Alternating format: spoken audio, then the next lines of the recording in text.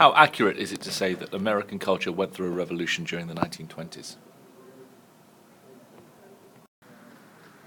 American culture went through a lot of change during the 1920s. The era is known as the Jazz Age, or the Roaring Twenties, which gives a very different impression than the conservative America at the turn of the century.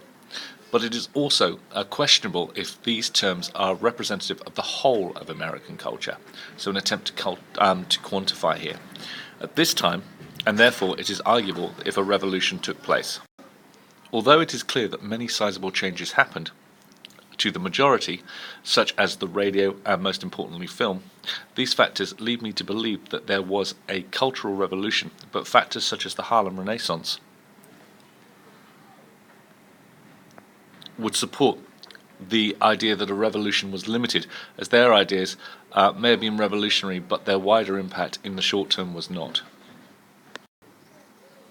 Firstly, the most important reason, so the candidate here establishing a hierarchy. Is it accurate to say that there was a revolution in America is the impact of cinema? In one day, 10 million people could be going to the cinema in the 1920s. The sheer mass of people that went lends itself for a revolution, as people before the 20s didn't have access to entertainment like this. Cinema as a revolution in how people spent their leisure time. And of course that links to the economic boom of the 1920s. The fact that they had leisure time and a disposable income at all was a big change for most Americans in itself. The cinema afforded accessibility, affordability and escapism, and made film a massive part of American culture, which we can call a revolution.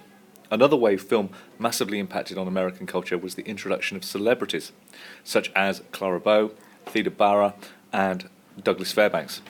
These first celebrities started the celebrity culture we have today. So in the long term, cinema had a massive impact on culture, as the celebrity industry now is massive and was started by cinema in the 1920s in America. Therefore, I think that this was indeed a cultural revolution led by cinema, as its long-term effects are still prevalent, and the amount of people at the time that took part in the pastime meant that it affected an awful lot of people. Another factor that lends itself to aid the argument of there being a revolution is the impact of radio. So again, now we're looking at two technological innovations which have led to revolution. And of course, technological innovation lends itself back to Henry Ford and mass production.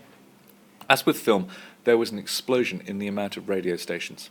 The first was in 1920, but by 1922 there were 500. This meant that unlike ever before, people had access to shows and opinions and news. With the creation of the first national radio station, NBC, being set up in 1926, people became part of America as a whole, unlike before. So the idea of radio pulling together a rather disparate, disjointed nation, everyone can now listen to the same thing at the same time. It's arguing that it forged an American identity. I also like the fact that in this paragraph here as evidence, we've got clearly measurable statistical information, so we can quantify the impact. This created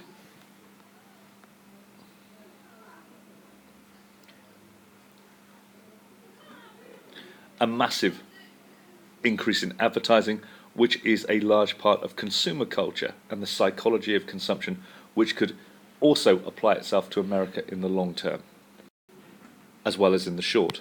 Therefore, I think that this shows that it is accurate to say that America went through a cultural revolution, as a consumer culture was partly due to advertising, which stems from the radio and technology. So what we have here are linking factors, and the focus continually in these paragraphs is on measuring the amount of change.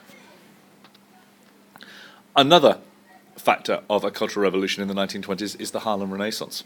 The Harlem Renaissance was an explosion in black art, poetry, literature and music. This had a massive impact on culture in Harlem, but it didn't affect wider America. So although it did contribute to the cultural revolution, it only impacted a few people. Although in the long term it would lead to the civil rights movement, which would be massive in its social revolutionary impact, the Harlem Renaissance influence on wider American culture was small, and therefore its influence limited despite the culture it produced it was the most radical and thought-provoking. So it's of size and it's of scope, but it wasn't geographically broad enough to constitute a revolution. It introduced jazz and music that defined the era, and it stemmed directly from black culture. But even with the music stemming from the black community at the time, it wasn't listened to by everyone. The music brought about liberal behaviour and liberated women known as flappers, but this only happened to a small amount of, and of course this was quantified because it only happened on the East Coast, which was more likely to be liberal.